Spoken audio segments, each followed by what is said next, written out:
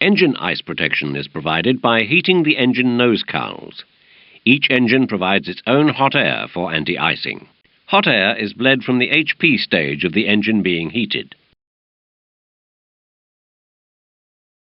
The hot air is supplied to the cowl of the engine through an anti-ice valve. It takes a lot of hot air from the engine to heat the cowl, so the engine speed must be increased to compensate for the load. The thrust control computer monitors the engine ice protection and controls the thrust limit of the engine.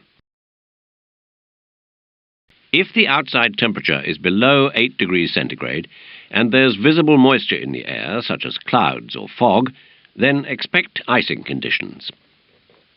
When the above conditions are present, or when this message appears on the left ECAM, engine ice protection should be set on. Engine ice protection is achieved by these push buttons on the anti-ice panel.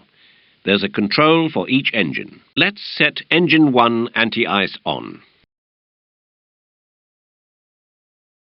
Notice that the anti-ice symbols do not appear on the right ECAM, as they do with wing anti-ice.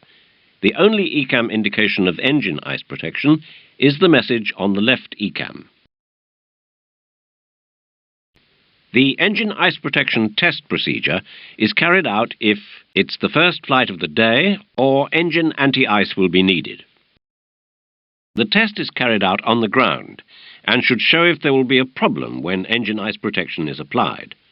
During the test, you must monitor the engine N1 readings and the thrust rating panel, TRP. Before you start, make a note of the readings on the N1 gauges and the TRP. Select Engine 1 Anti-Ice. As you do, watch the N1 and TRP readings and wait for them to settle. Now engage Engine 2 Anti-Ice and again monitor the N1 and TRP readings. Continue monitoring the N1 and TRP readings as we switch off ice protection to both engines. Switch off Engine 1 anti-ice first.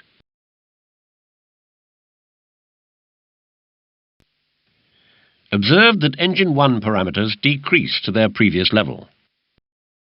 Finally, switch off Engine 2 anti-ice and watch where the N1 and TRP values settle.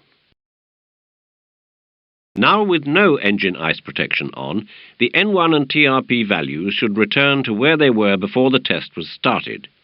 If any part of the test failed, then the aircraft is unsafe to use in icing conditions. Now we'll see a problem related to engine ice protection.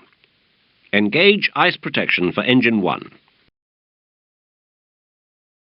The fault light comes on if the engine anti-ice valve position does not agree with the push-button position.